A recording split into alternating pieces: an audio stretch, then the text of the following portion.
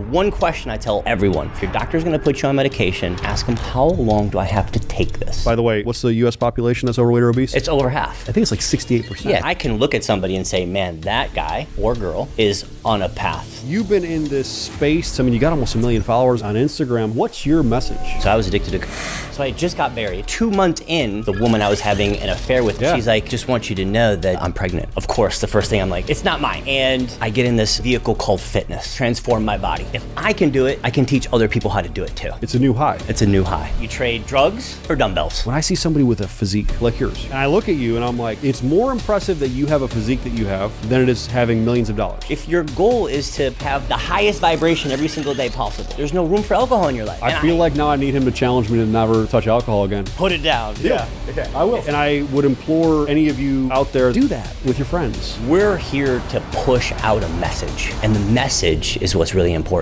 What's the point of actually having a real conversation, having a real podcast without having like the real in the background? You know what I mean? First time we met. Yes. We've been following each other for a little bit. Yes. But it's the first time we met. And I'm grateful for you driving over to me, man. Yeah, I appreciate it. I'm excited to be here. And I've already, learned a little bit about you. I think we're quite aligned. This is going to be a good one. I would say so. Yeah. I mean, you have FitScript, which I want you to explain FitScript to me and to anybody watching. Yep. You have a peptide company as well. Yep. And we'll talk some peptides as well as what kind of the market's going towards, because it's getting a little weird. It is. It is. FDA's causing problems from even the clinical side. That, and I think there's a lot of misinformation out there. Ton. You know, that's nothing new, but you've got gurus popping up every day now, right? It's like, well, they're on Instagram and TikTok every day, and they you know, and it's like they're reading scripts and they're doing their thing, and they make you feel like they know.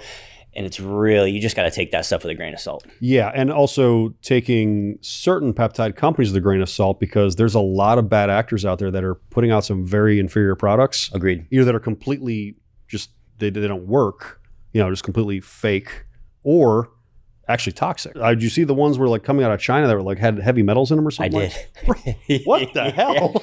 Yeah. That's crazy. Yeah. Don't put that in your body. Yeah. Please stop buying your peptides from China. It's not good. There's some bad stuff out there. Yep. So, you've been in this space, this industry, and you're a thought leader in the space. I mean, you got almost 1 million followers on Instagram alone, and then you have everything, all the other, socials that are out there. Yep. You're really a voice for this industry and for wellness, for health, for what's going on. So tell me about yourself. Yeah. Tell me about FitScript. Tell me about your peptide company. I want to hear a little bit about it. Yeah. So this journey started 13 years ago. I told you I had a daughter. Yep. She's 13. So for me, it all started when I found out I was going to be a dad. And I'm really open about my drug addiction. I used to have a really, really rough addiction. So I was addicted to cocaine, ecstasy, opioids. I mean, it was one after the next, alcohol, and this was 4 to 5 nights a week, which turned into days. I started doing blow in my previous company, one of my previous companies, which was way, way, way back. But I found I was going to be a dad. Yeah. And I was going through, at the time, I was going bankrupt. So I lost the business as a result of the drugs and the drinking, going through divorce, and addicted, really, really addicted. And so I found I was going to be a dad. And the woman that was going to have my child was the woman I was having an affair with on my wife. So I just got married. Okay. Just got married 2 months in, and she's like, just want you to know that I'm pregnant. Of course, the first thing I'm like, no, you're not. It's not mine, right? It's not mine. It's not mine. Yeah, of course. I couldn't even take care of myself, Tomo. Yeah. Let alone bring a child into the world. Oh, yeah. So I find out she's going to be born. I'm like, there's no way I'm going to be a deadbeat dad. I draw a line in the sand. I moved back in with my mom, 31 years old. And I get in this vehicle called fitness, transform my body, go from 25% plus body fat down to 8. I see my abs for the first time. I'm getting compliments and I'm like, oh my gosh, like this is amazing. If I can do it, I can teach other people how to do it too. It's a new high. It's a new high, right? You trade drugs for dumbbells. Listen, it's still a high. It's still a high. Yeah, I know a lot of people that have went down that path, and thank you for being so open and honest. But I know you said you've been open and honest. Yeah, it's all over my socials. Everybody knows, and it's beautiful. And they latched on because I was so transparent in the beginning stages when no one was watching, no one was liking. Like it was crickets for like a year. Yeah. But I kept posting. I was really transparent in my story. Mm-hmm. over the first 6 months, I got 6 different certifications, CrossFit 1. I studied under James Fitzgerald, my RKC, right? Did all the things, documented it all, started producing tons of content. And, you know, and 13 years later, here we are. I've got a loyal community, a loyal following. And as you know, we started FitScript, we started Real Peptides, but these aren't, I'm not new to the game, so to speak. Of course.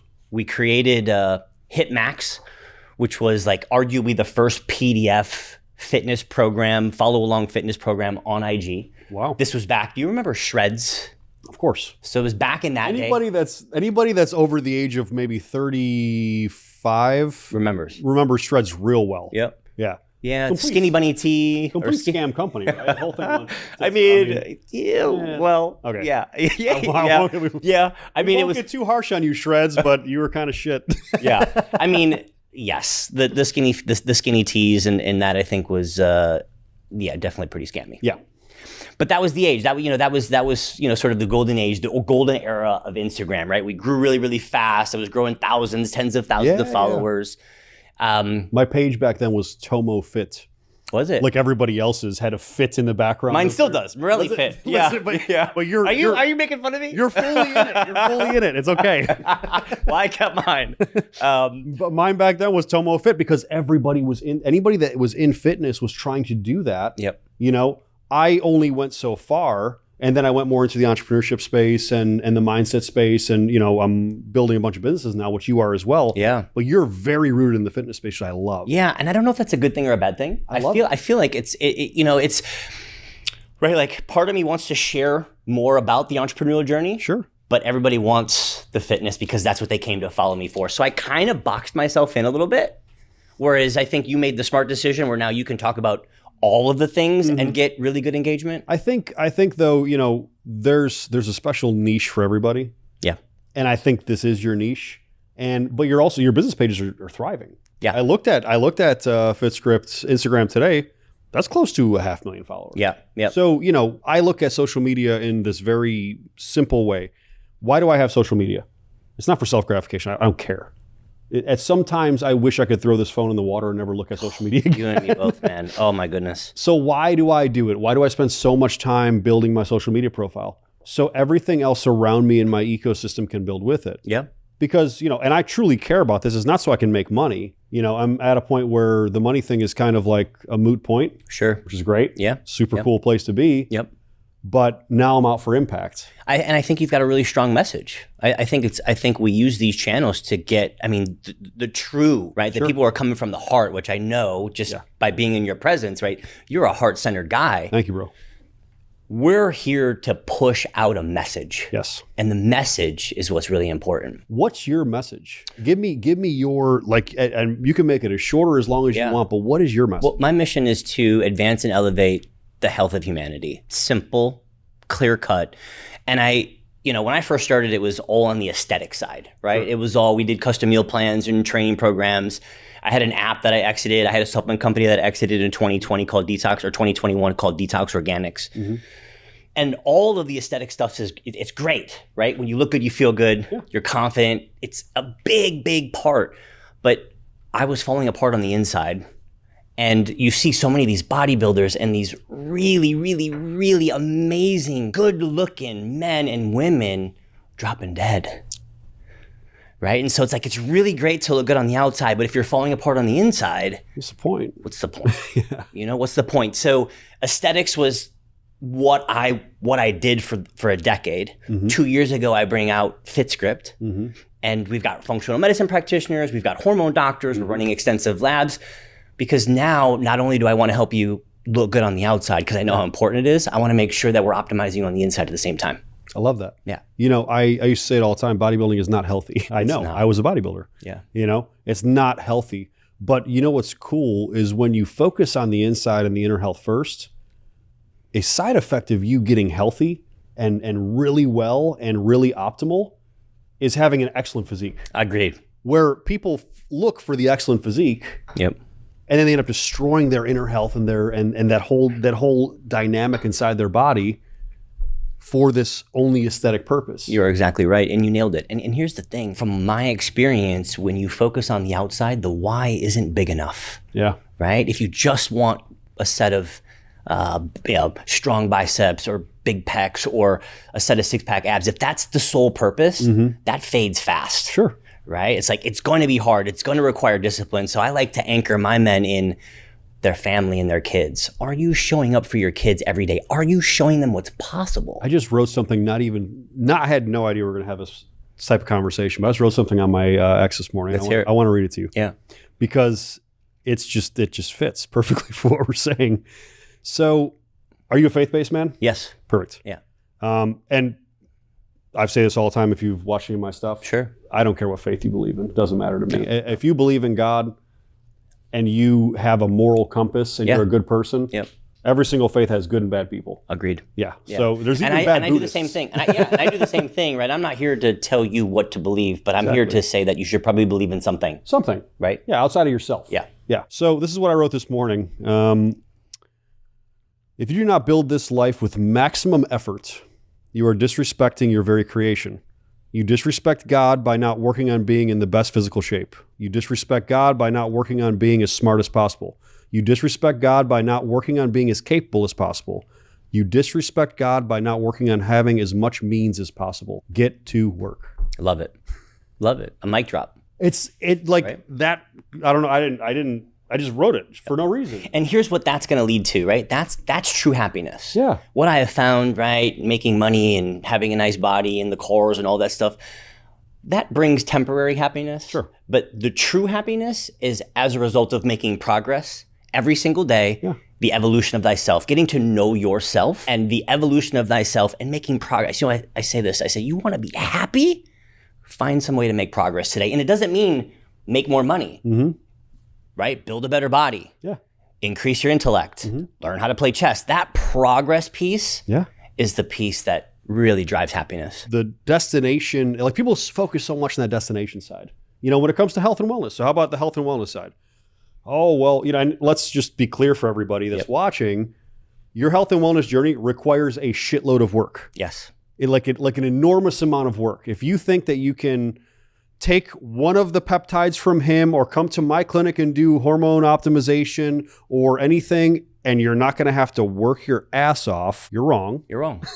100% wrong. 100% wrong. You have to put in so much effort, dedicated time to your diet, to your exercise, to how about saying no and limiting things? That's the hardest thing, I know.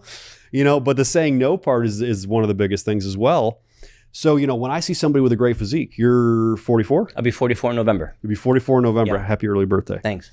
So you'll be 44. 44 is a very influential number, by the way. I love 44. 44 is a really good number. Yeah. So I'm also a life path 33. I don't know if you're into that. I just like skills. We have a lot of alignments. Okay. So same. So you're a life path 33 yeah, too? Yeah. Wow. So we got, wow. Yeah. All right. So we're basically kindred spirits. We don't even know it. You know, so I totally lost my train of thought. You got me completely off kilter with that. It's awesome. You know, so when you're going down this path of wellness and health and everything like that, you think it's going to be easy until you realize the work that it takes, right? Now, what do you tell people? I know what I tell people. I call people lazy constantly. Yeah. I also think I'm the laziest person on the planet. Do you understand what I mean by that? Go ahead, give it to me. Okay, so I read a quote somewhere where it says, like, the people that work the hardest think they're the laziest, and the people that are the laziest also want to talk about how hard they work. Following you. Okay. Yeah, absolutely. Right. I can always do more. Yes. That's always. what I mean. I don't think I'm actually lazy, but it's like, you know, someone's like, wow, you did crazy amount of work today. And I'm like, I don't even feel like I did anything. 100%. I could have done more. Yeah. I'm sure you're the same kind of person. 100%. Okay. Yeah. So, you know, when it comes to getting in the best shape of your life, when I see somebody with a physique like yours, you're 44, almost 44 years old, 43 years old. Mm-hmm. And I look at you and I'm like, it's more impressive that you have a physique that you have than it is having millions of dollars. It's more impressive that you have this instead of a Lamborghini. Like, this is harder. I would agree. It's harder to be in shape because this takes dedicated effort day after day, week after week, month after month for years. Yes. Especially at our age. 100%. right? It doesn't get easier. Although our biological clocks are probably turned way, way back. Yeah. I'd say our biological ages are probably closer to the late 20s, early 30s anyway.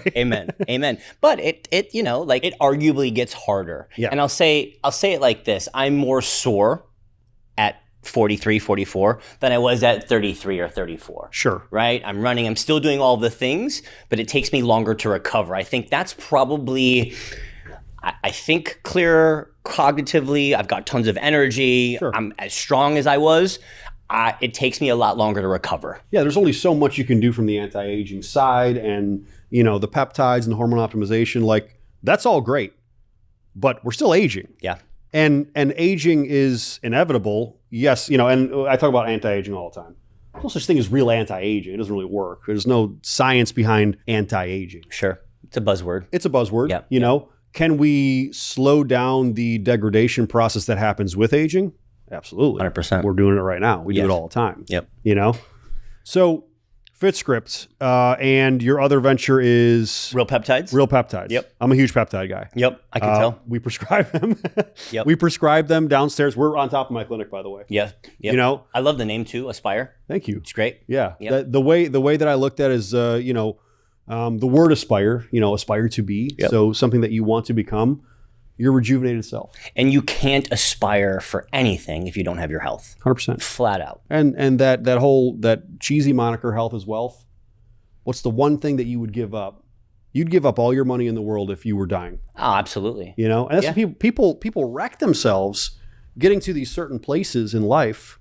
And, you know, you see this multi-millionaire or a billionaire who's in bad shape and who's overweight or obese. By the way, what's the U.S. population that's overweight or obese? It's over half. I think it's like 68%. Yeah, it's over half. It's yeah. horrible. Yeah. You know? It is. So you look at that.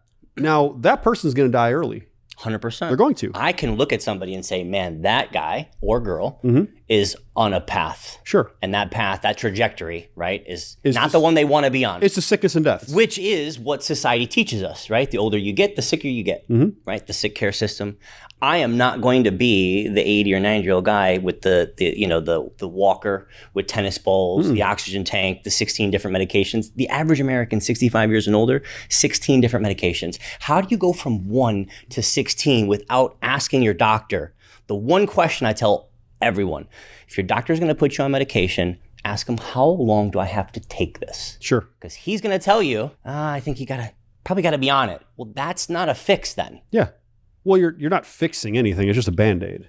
The mainstream medical system is a Band-Aid operation. We know that. Yeah. You know, Yeah. people that are awake know that. I think, more and more people are becoming, I would say, right, in tune to that, especially since COVID and that whole sham. Yeah. Well, yeah. The whole pandemic itself was a complete disaster of the medical system, but it was the best thing to ever happen to the westernized medical system because people woke up. Yes, they did. And that's why clinics like mine are thriving. That's why companies like yours are thriving. Yep. You know, and I always get this whenever I invite somebody that's in the same industry as me, you know, because we're in the same industry. Sure. And they're like, why would you talk to somebody that you could be considered competition? I'm like, this is collaboration time, guys. Yeah. Like us two right here, we could have clinics right next to each other. We could have complete actual competition. There's still so many patients to go around that it's absolutely like absurd to me to not want to talk to somebody like you and help change the fabric of medicine for the future. The people that are in it for the right reason, like you and I, don't care about competition. Correct. As long as we're doing it the right way and we're actually serving at our highest capacity and level. That's it. I got a guy from 10X that came over that we're running his labs. He gets all of his stuff done through 10X. Sure. Came over to me. He's like, I want you to do our stuff. Sure. Cool. Like, and I was like, well, in the back of my mind, like, do I bring him on? Like, is he going to take things back? Take everything back. Sure. If our experience can make your experience better and you can serve more people, I love that. do it. I love that. Yeah, and that's how it is, you know. So like I'm opening my first international clinic in Dubai in about 3-4 months. Awesome. It's a little bit delayed. It's what it is. It's always delayed. It's always delayed. I wanted to be open November. Now, it's I looking want like- it now. Oh man. Yeah. So we're gonna get it done though. Yep. So we're gonna open, you know, and there are clinics out there that are doing some HRT stuff, some not really peptides. There are clinics that are doing some stem cells and exosomes, which we do downstairs, and we do in all my Aspire Rejuvenation clinics. But it's not done right. There's no kind of like, there's no there's no framework to follow, and there's a lot of shadiness in it. Sure. So I'm coming in there, and I've made a lot of very influential friends. Gary behind the camera can attest. I mean, we have government contacts at this point that are like amazing. Like my prerogative, and people were kind of asking me why I would do this. My prerogative is to show them the example of what I'm going to bring, so everyone else can copy it. I'm like, why would you want that? What? Don't do that for another couple of years. I'm like, no. I'm like, I want to level up the industry. I want to be the person that's making change. I don't care about the money. Right. I care about the impact, so we can bring this to the GCC region. Sure. Yep. That's my whole goal. Yep. So I'm going to be working hand in hand with Dubai Health Authority and with the UAE government to basically level up all my competition. Right. So everybody's on the same playing field. Yeah. It's about the collective. It's about the collective. Right. You know, and guess what? When you do it the right way, money always comes. There's no shortage of people that need our help. No. I can't serve all the people that need that. Nor need help, can we. Right? It's like, you know, so let's come together, because we're so much stronger together than we are apart. And you know what? If we don't do it this way, what's going to happen is you're going to have some big Fortune 500 conglomerate start buying up all companies like ours, or wanting to. Maybe you and I won't sell for obvious reasons. Sure. But they'll try to push us out of the market. Why? So they can capitalize. And they can control it. So they can capitalize and control. That's what it's for. That's what they do. That's big pharma, big medicine in a nutshell is what they want. And the only thing they care about is profits, not patients, not health, not wellness. Well, empty hospital beds don't pay the bills. You know, what was your inspiration for Aspire? Like, what was the thing where you're like, you know what, I want to go into this space and really help the world get healthy? What's funny is that I called myself. So I was almost an accidental police officer, and I say this kind of like, I'm not joking. I was literally dared to go to police academy when I was 21 years old because I was doing nothing.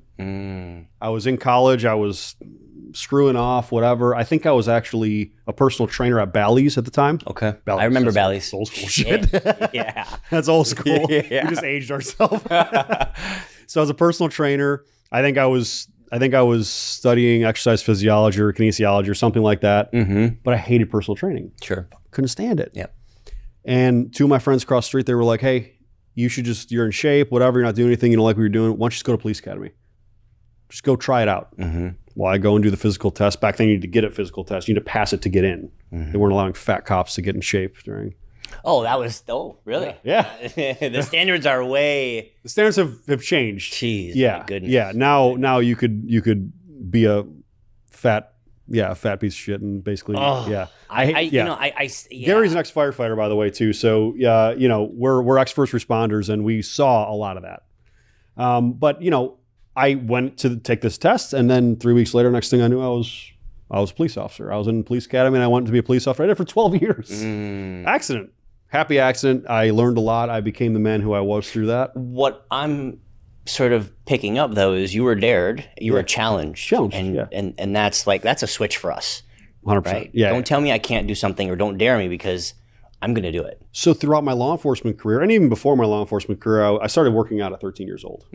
And, you know, I started bodybuilding at 17, and I was competing throughout when I was being a police officer. That's actually how my social media built up. Okay. Because I was a cop with 22-inch arms. I'm 6'3", and you know that's pretty easy for people to want to like, or hate. Yeah. Both are good. Depends on what year we're in. Both are good. Yeah. So 12 years into my career, the job changed a lot. I started in Cleveland, Ohio. I'm working in Clearwater, Florida, and I'm hating the job. Can't do my job anymore. You know, getting IA complaints for BS. It's typical. You know, I've said it in different stories. But a friend of mine basically said, he's like, hey, Tomo, you've been studying like this hormone, this wellness. His name's Kurt Henschel, by the way. Shout out to Kurt Henschel. I've shouted him out on almost every podcast to tell the story. Yeah. He's in Colombia now doing killer stuff. So, by the way, Medellin, if you ever see Kurt, he's a big white redhead, so you can't miss him in Colombia. Oh, shit. So he tells me, why don't you go to your buddy and go work for his medical clinic where, you know, you're getting HRT and peptides and all this stuff, because I was bodybuilding. He's like, why don't you go work for him? He's like, you know everything about this stuff. You've been studying since you were a teenager. Because I have. I was trying to learn everything I could for my own benefit and kind of accidentally became an autodidact. So I work for this clinic doing sales and marketing, built it from about 700 patients to almost 4,000 in 9 months. Fire. He makes me an equity partner. Cool.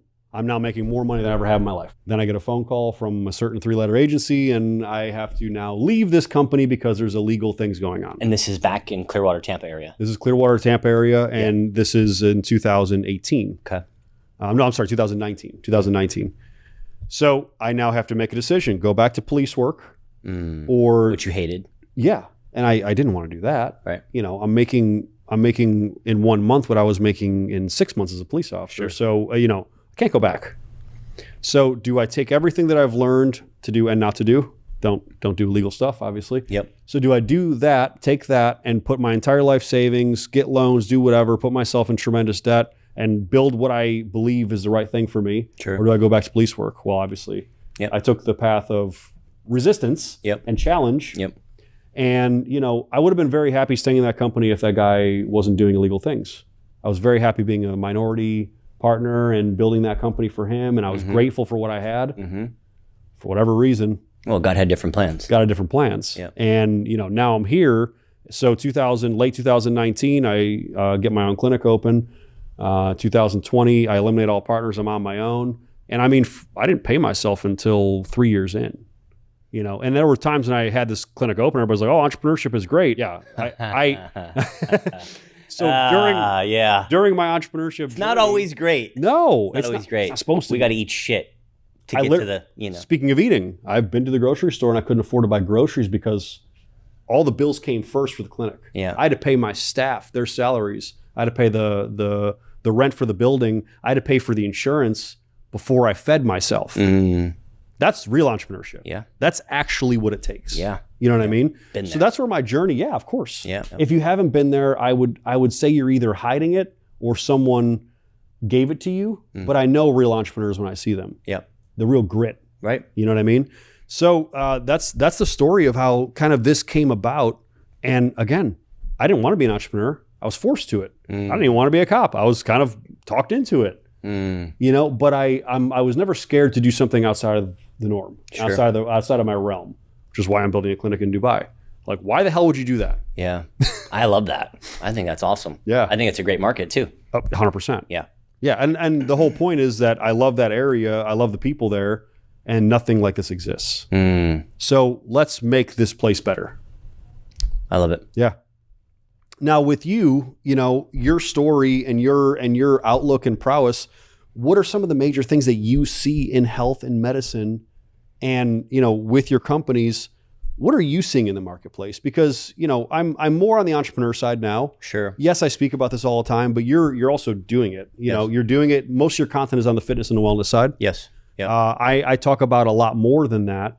So what are you seeing in the marketplace? Are you seeing a trend towards this wellness? Are you seeing still a lot of problems in the U.S.? What do you think about the Maha movement outside of politics? Yeah. Please. You know what I mean? I think the Maha movement is great. You know, I think we need somebody fighting for health on the inside. Yeah. Whether all the initiatives get pushed forward or not, right? There's a lot of red tape. There's a lot of big money. Can we surpass that? I mean, I'm certainly optimistic and I'm rooting for it. Yeah. I do think people are more conscientious of their health than they've ever been in their lives. Yeah. I think people are reading labels. I think microplastics is a thing. I think we are on a much better trajectory in terms of our consciousness. You know, I think the thing is there's still a lot of really broken people. And there's always going to be broken people, but how do you take, you know, the people who don't have the money? Yeah. Like in my mind, right, it's like really, really easy. Someone's resourceful, right? They've got millions of dollars. Cool. We can help them because they've got the resources,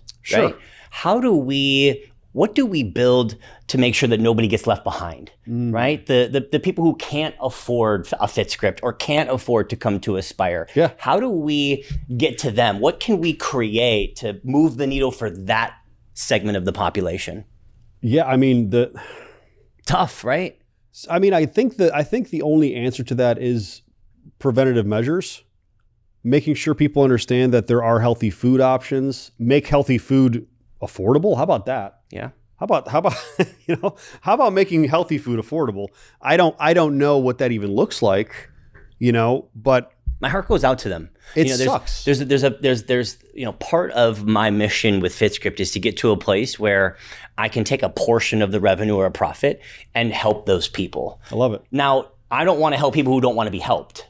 right? There's a lot of people who don't want to be helped, right? Sure. Who are overweight and who are never going to have the discipline to push forward. But then there are a subset of people who really, really, really want it, right? They're overweight, they're obese, and they really, really want it, but they don't have the means. And it's like, I want to find those people, take a portion of my profit or revenue, stick it into this sort of fund or charity to say, hey, we're going to buy you not canned food. Sure. Right? This isn't a food drive. This is, let me get you organic chicken. Let me get you organic, fruits and vegetables. Let me provide for you. And let's see, right, if I can bring the resources into your life, if it's just a resource problem, right? Because I think that there's a discipline problem and there's a resource problem, and sometimes both. I wonder how much that resource problem really is kind of I bet you it's a small percentage. Just this is my personal opinion.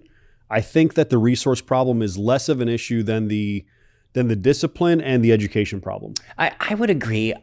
So we have, in the last couple of years, so we've got over 750 clients inside FitScript, and I've had to turn away some people just because there was a resource problem. Got it. And it hurts my heart. It sucks. You'd love to have an arm that'd be able to help those people. I had this truck driver that really wanted to join, and he just could not. Right, he just could not come up with the money to join. Got it. And there's been a couple of people, right, where I've just like, hey, you know what? You don't have to pay, come in. But here's the issue with that, right? When they don't pay and they come in, they don't do the work. And they don't take it serious, and they don't appreciate it. Yeah. But my heart goes out to the people who really, really, really want it, but can't afford it. Yeah. Now, when it comes to people that so you have these people that are they have a resource issue, right? And then you have people that maybe have a desire issue. Is there a way to get these people outside of this desire mindset? Because I think if you understand that I'll look at the camera for this. Yeah. You are literally killing yourself, killing yourself by everything you do, your food, your water, your lifestyle, your sedentary nature. You are fucking killing yourself. Yep. Sorry, we need to bleep that. We don't have to.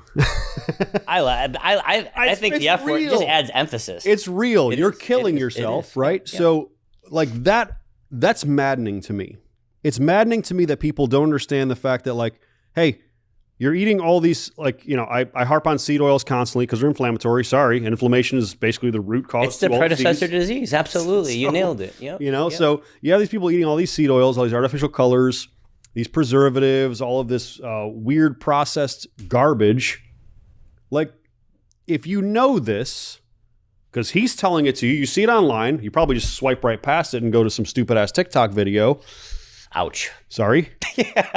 But that's what's happening. He's telling you. We're distracted. He's telling you. I'm telling you. There are a plethora of people that are experts and wellness professionals that are telling you that this is going to kill you. Yeah. Yep. But you can't be bothered to actually make a change to save your own life. Do you not care about your family? I would argue that you don't even care about your family. You don't care about your children. You're going deep, and this is where you need to hit these. You need to hit, especially men. Yeah. I know, women got to take care. They got to do their thing, but men, have the duty to show up for their families. 100%. Have the duty. Yeah. Right. Yeah. So I would argue that you don't care about your children or your family or your legacy or yourself if you are not focusing on your health and making sure that you are the most well person you could be. 100%. All the information is right in front of you. 100%. And you've heard this before, right? How many dads have you heard, fathers, men have you heard, I will take a bullet for my kid. 100%. Right? I would push my kid out and the train is going to hit me, right? Yeah. But they won't get healthy for their kid. But you won't put the cheeseburger down. Yeah. You won't put your cheeseburger down, the French fries, and the 7 beers you have every weekend. Exactly. I didn't make this one up, but the most important decision of your day is what you put on your fork. Yeah. You think about it. I mean, most people are eating more than 3 meals, but let's just say 3 times a day, 365 days a year. Do the math, times 10, 20, 30, 40, 50 years. Think about that. Right? And you talked about inflammation. It is the number one predecessor to disease. 100%. All disease starts from inflammation. Yeah. And when we're running labs at FitScript, we are seeing, the inflammatory markers, right? The C-reactive protein, the fibrinogen, they are off the charts. Oh, yeah. Off the charts. No wonder, right? It's like, oof, you don't need a set of macros, right? You know what I mean? You don't need weight loss. We need to get the inflammation down. Sure, but it starts with what you're intaking. You know, especially I'm big on intake. I get a little bit spiritual with it and a little bit woo-woo maybe. I'm big on everything we intake. So not just food, not just clean food, not just clean water, clean energy, clean conversation, clean media, clean so I'm big on it, right? Yeah. Like, well, because all of that influences your thoughts. Sure. And if you are your thoughts and you are your beliefs, what you are. Yeah. What you are. Yeah. Right? Yeah. Yeah. So, you know, everything that you intake is giving some kind of output, you know, so everybody's going to be like, all right, well, fine. Tell us what to eat. Tell me what to eat. Tell me what to do. Tell me how I fix this problem. Maybe we woke somebody up. If we woke up one person, success. Yeah. I mean, I can give them, should we give them a real simple framework? Yeah. I can break this down so simple. I would love to have this framework right here. It's 3 by 5, 3 meals a day, 5 hours apart. Breakfast, lunch, you have protein. We need to prioritize our protein, right? Because I'll tell you what, you eat a lot of protein, you're less likely to indulge in the sugar. So we start with protein, healthy fats, veggies. That's breakfast and lunch. So you don't have protein, or you don't have carbohydrates and fats in the same meal. You have your carbohydrates at dinner time. Swap fats for your carbohydrates at dinner time. It's literally that simple. 3 meals a day, 5 hours apart. Just what I said. You're not going to bring in your fats and your carbs in the same meal. So you guys hear what he said? Balance. So simple. But balance. He just said a balanced diet. Yeah. He didn't say carnivore. He didn't say vegan. He didn't say keto. He said a balanced diet. Yeah. Whole foods from as close to nature as possible. If you don't know what a whole food is, it shouldn't have a label on it. Right? It should not have a label on it. If it has a label on it, it's not a whole food. What is your steak made of? Steak. Beef. Yeah. It's beef, right? Yeah. Shocker. Yeah. I know. It's, well, they call it single ingredient foods, right? Yeah. So single ingredient foods. Yeah. No deck. Yeah. No deck. And look, 90-10. 90% of the time, you're eating whole foods from as close to nature as possible. 10% of the time, you have a little treat. You have a little something. Yeah. Right? If 9 out of 10 meals consistently over time are good, that one meal, you're good. Yeah. We don't want you to be a masochist with your diet. We don't need you to be just to this person. Like, I mean, there are people that go way too heavy on it. They will never drink out of any water but this water, and they will never eat anything outside. Relax. I've been there. I did the bodybuilding thing. Wasn't healthy, but I did it. Did you do chicken and broccoli out of Tupperware? Chicken and broccoli out of Tupperware. We used to microwave that shit. Yeah, so first of all, destroying the food, wrap it in plastic. Yeah. Oh my goodness. Yeah, it was an excellent microplastic ridden, completely denatured food product that I then put a bunch of artificial sweeteners on, like barbecue sauce. It's ridiculous. But it was chicken and broccoli, so it was healthy. Yeah. That world, man. It's crazy. Yeah. It's crazy when you think about it, you know, and it took me so many years to get there because I used to think I was so healthy because I looked a certain way.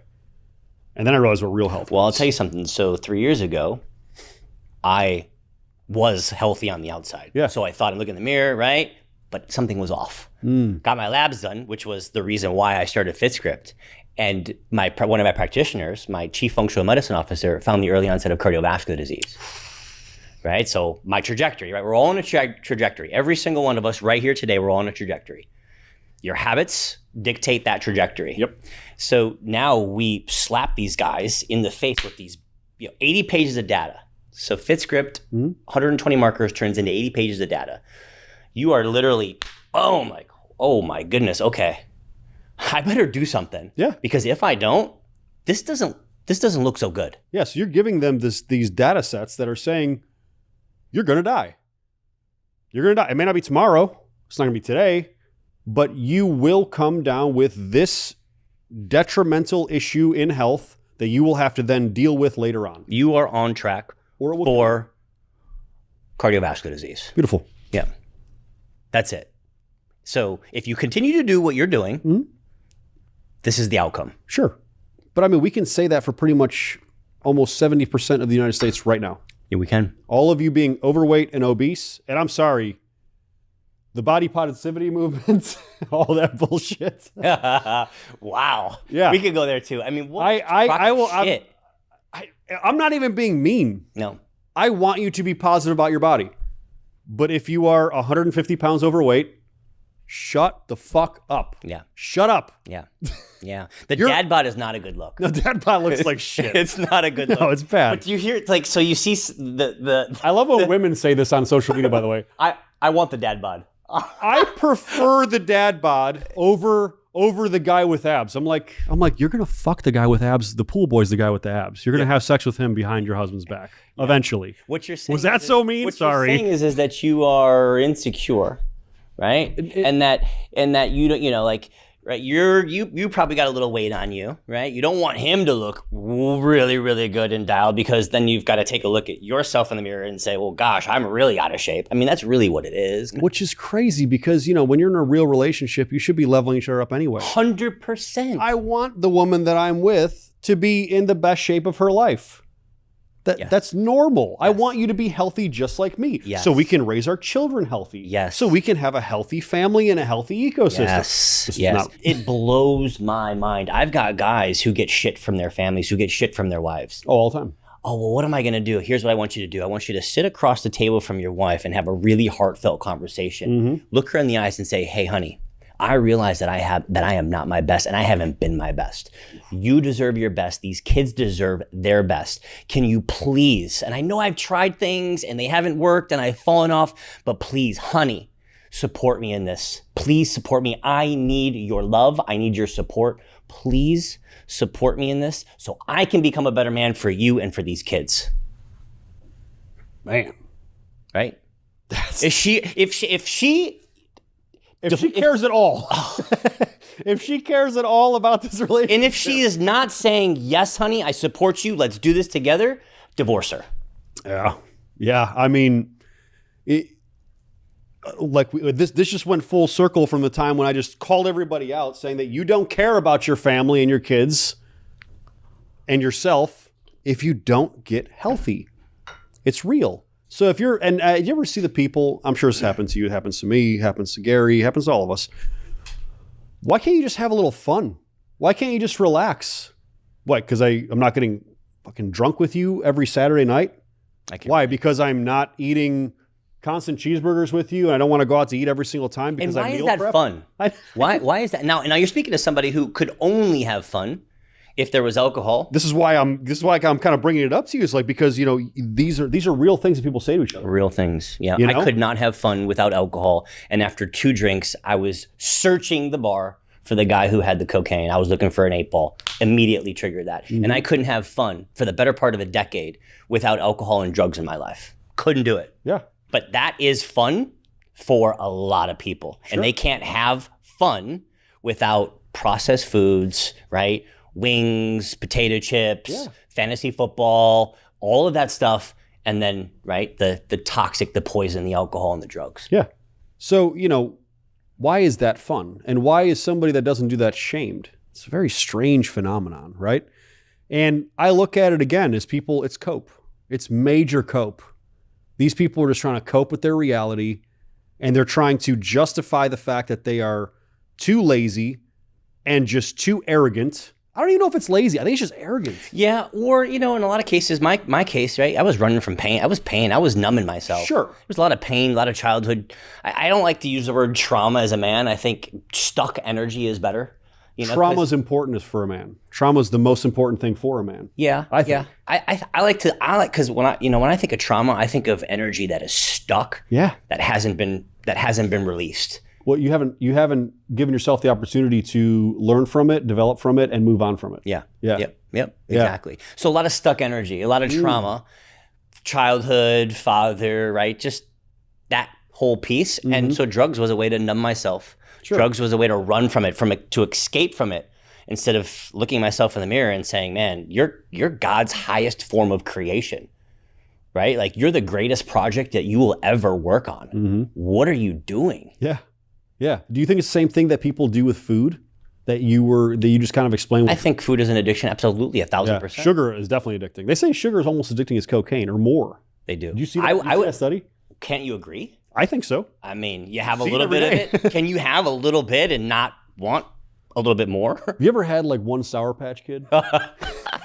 It is impossible to have one Sour Patch. It's bullshit. Yeah. Bullshit. Yeah, That's literally like crack in a little bag. And it's What's literally. your favorite Sour Patch? You have a favorite I used to just get I'm talking about the ones from like, I haven't had one in years. I couldn't even imagine what they taste like anymore. But like I used to get them at the movie theater. Yeah. You know, I would get a Coke Zero. Good. Good. All right. Because that was healthy. I'd get a Coke Zero. I get a whole bag of Sour Patch Kids. How that made sense that I could do both of those. This is not logical, guys. And then I get a whole tub of popcorn with butter and salt all over it. But it's not butter, by the way. I don't know what the fuck it is. That's not butter. Whatever they're putting on that is not butter. It's butter flavored seed oils. Yeah. Yeah. Sure. But yeah, it's disgusting and delicious, right? It is. But like, you can't just have one bite of popcorn. You're going to eat the whole damn thing. No. You can't just have one Sour Patch Kid. I don't know you. Back in the day, you go from sweet to sour and sugar. Like you just go back and forth. You're just like, by the end, you're like, oh my gosh, I killed all of this. And thank God that I was doing that in my younger years when my metabolism was just rampant, and I was bodybuilding and stuff like that. So I was very, very active. You do that now I wouldn't. at 40 and 44.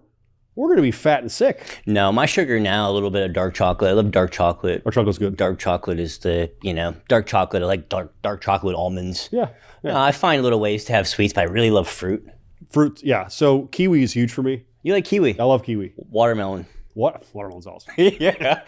I love some fucking watermelon. Yeah, watermelon's awesome. Yeah, so I'm a big kiwi guy, but I eat it before sleep. What is it? It raises your melatonin, I think. So carbs at night turn into serotonin, which downstream, right?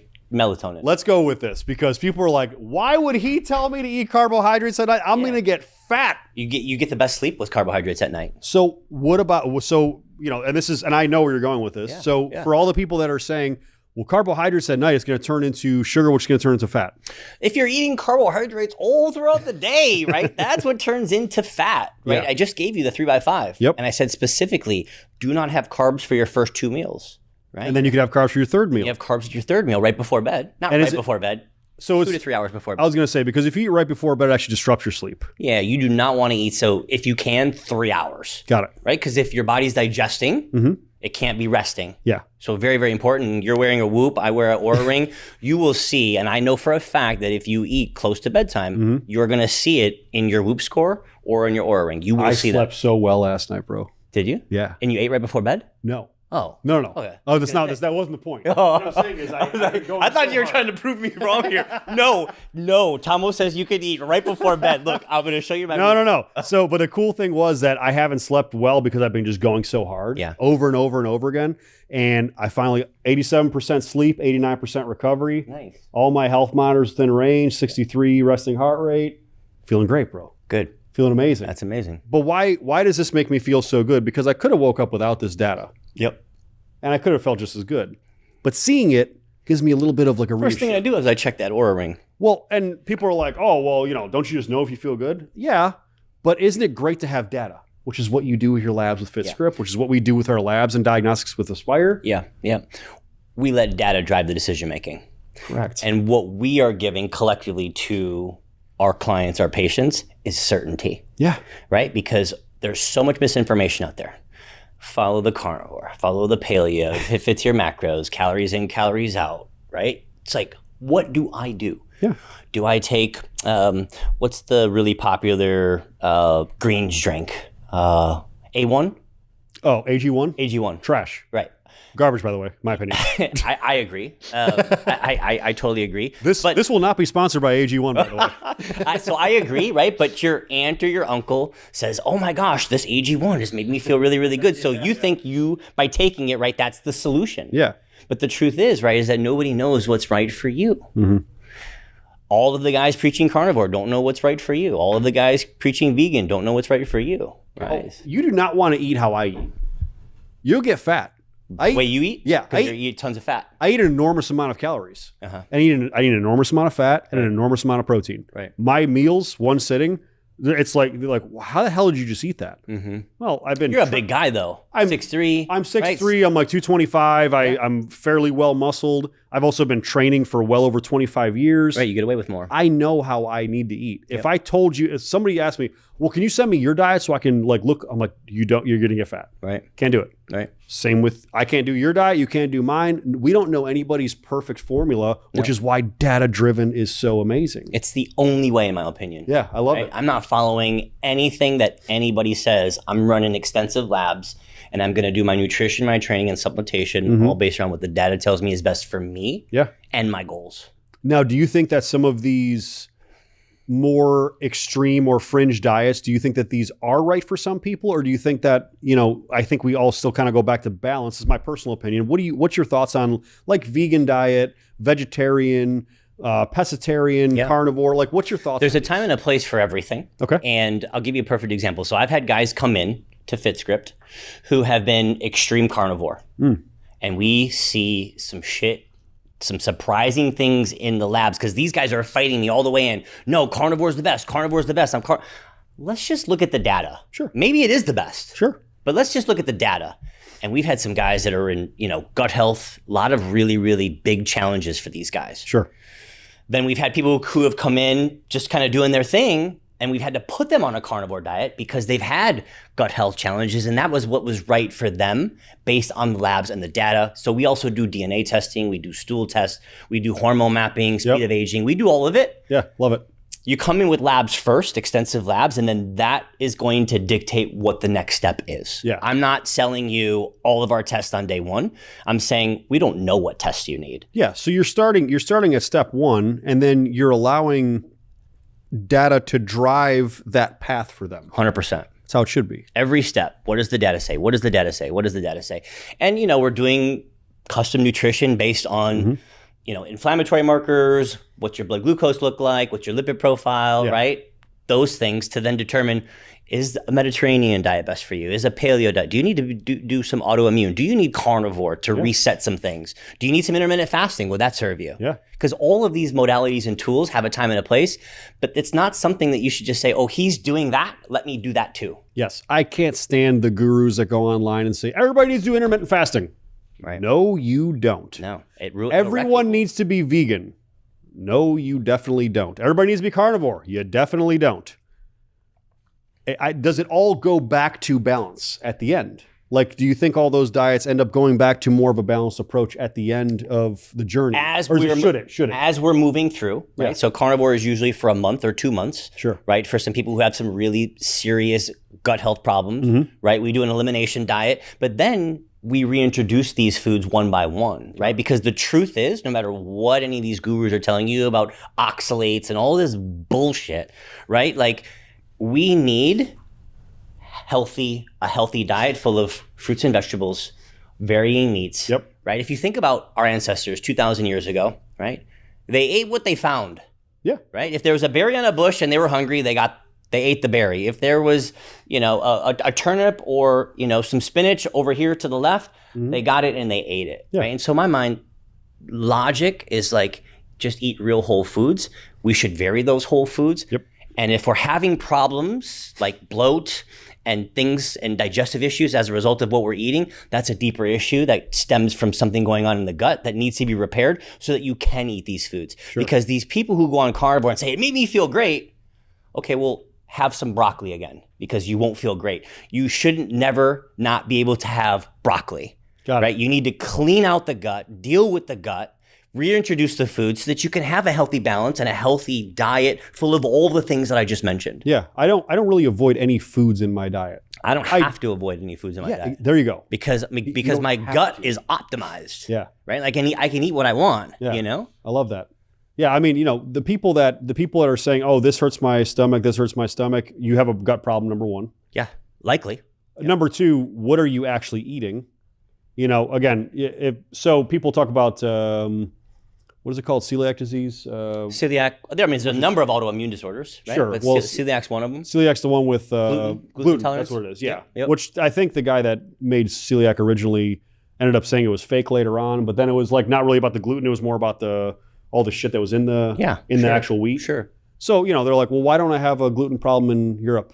How come I can go eat pizza in Italy, but I can't eat pizza in the United States? Facts. Well, they both have gluten in them, just so you know.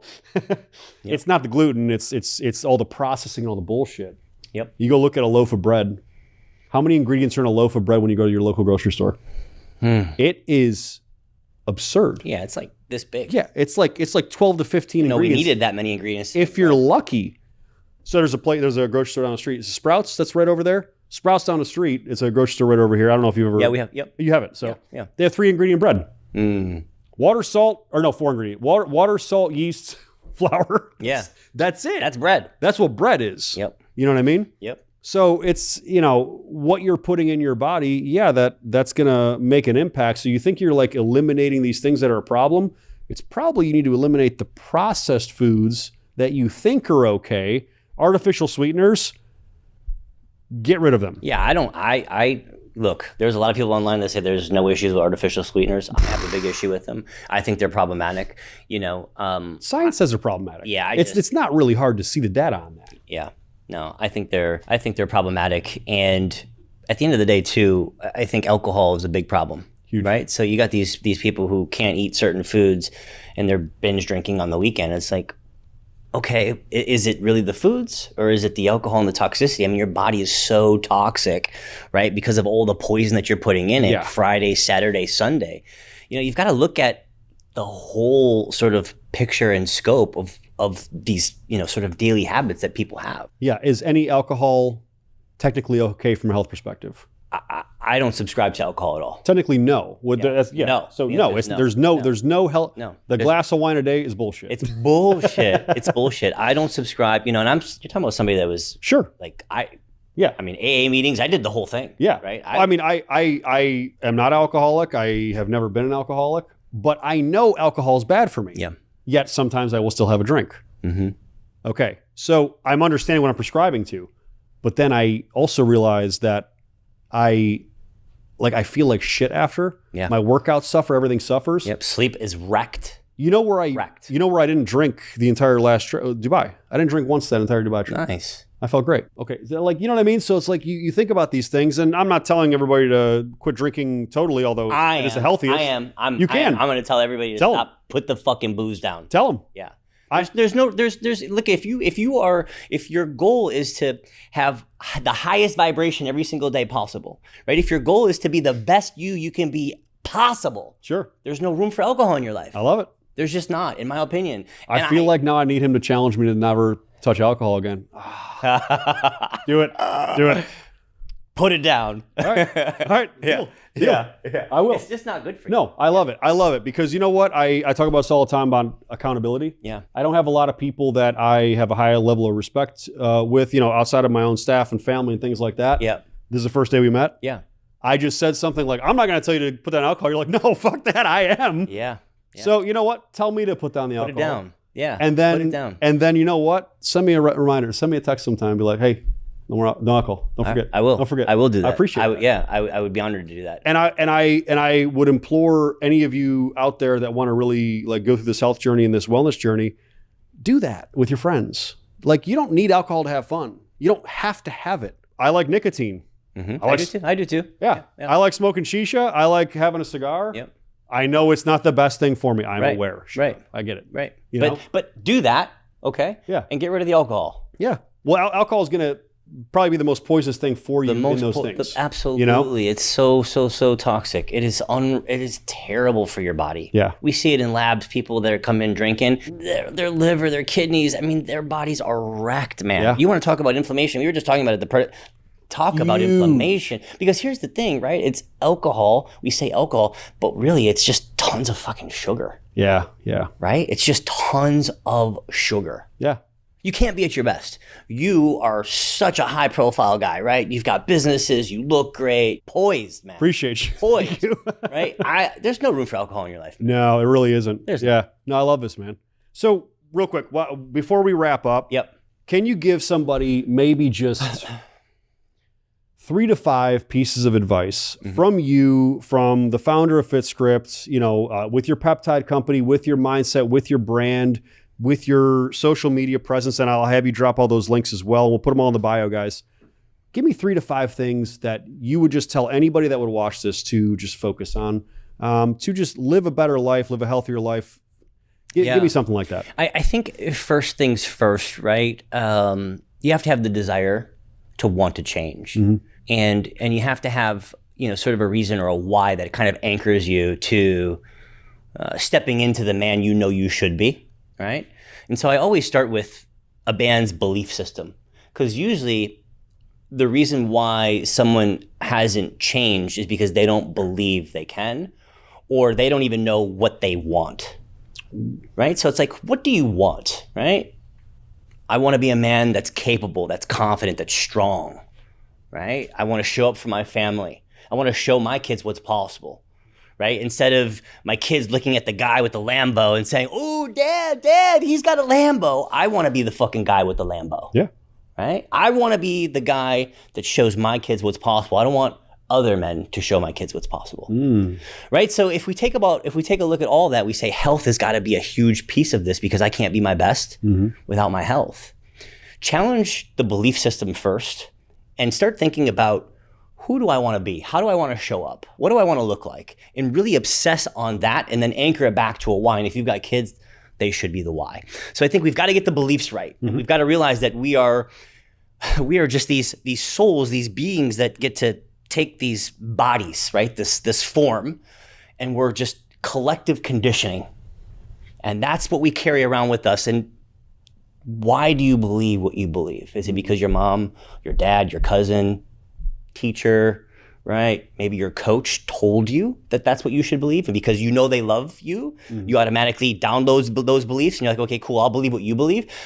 But you've never questioned those, and you've never questioned, perhaps, where did they get those beliefs? Why do they believe what they believe? Well, because they got the beliefs from their parents or their coaches. So do you even believe what you believe? No, you believe, but perhaps generations back. So like, first, scan the beliefs. What beliefs are serving you, what beliefs are not. First things first, right? And then decide what you want to look like, how you want to feel, how you want to show up, and then ultimately determine what are the simple daily disciplines and habits that are going to get me to that place. And don't start all at once, right? We've got to get sleep right. We've got to get hydration right. We've got to get movement right. We've got to get nutrition right? Stress management. There's a lot of things. Oh, yeah. Pick one and stack your habits, like James Clear says in Atomic Habit, right? Pick one. Get nutrition right for the next 30 days. Don't worry about training. Don't worry about anything else. Just get your nutrition right. Whole foods from as close to nature as possible. Don't count calories. Don't worry about the apps. Just single source foods. Okay, cool. We lock that in. Now get movement in. Doesn't mean going to the gym for 60 to 90 minutes and working your ass off. The guy that hasn't got off the couch in 6 months or 6 years, maybe he should just walk around his block a few times. Yeah, take a walk. Right? You got kids, take your kids on a walk, right? One of the things I enjoy so much with my son is we'll put on our rucksacks and we'll go for a 2-mile walk. No phones, no nothing. How was your day, son? How was school? Right? How are you doing? Have a conversation with him. So now you're getting exercise in, you're building a bond, and you're showing your kid that exercise and movement is important, right? Then sleep. Got to get sleep right. Yeah. Right. So just pick one of these pillars and knock them out for 30 days before you add the next. And don't worry about going too fast. Like when you commit to this, commit to it for the rest of your life and know that you are on a journey, and the journey is the reward, and know that just a little bit of progress every single day is going to really, really stack up and make all the difference in your life. That right there just kind of sums up this whole thing. If you guys have made it this far, that's the kind of advice that he's giving on his social media, that he's giving on here, that I strive to give. This is really the formula to success. Yeah. Not just health, everything. Everything. Yep. Where can people find you? So, Tomo Fit. So my last name is Morelli. Yep. And then you add fit to the end of that. Got it. It's YouTube, it's Instagram, and X. I love X. Yeah. I'm all over X. We've got some great threads, some really, really deep research on X. But that's the social media handles. Fitscript.me is where you can learn more about Fitscript. Realpeptides.co. We just started that about a month ago. It's a for research only company, third-party testing, high standards. But those are those are the few places. And look, come into my world. If you need anything, DM me. I love what I do, and I want to change the world. We are changing the world. I don't want to change the world. We are changing the world. And so if there's anything I can do to help me, my team, or even you, if I can do anything for you, man, I'm here. I appreciate that. Yeah. Guys, make sure you look at his links. His links are all in the bio. Follow him. Give him a shout if you need anything. He's going to be there for you. He's going to be there for me. He's already holding me accountable. He's already started on me. This is what it's all about. This is what this kind of collaboration is. And I really appreciate you coming over for this, man. We'll run this back on your podcast here coming soon. Yeah. Yeah. I would love it. I would love it. I'm honored. I appreciate it, man. Thank you. Thank you.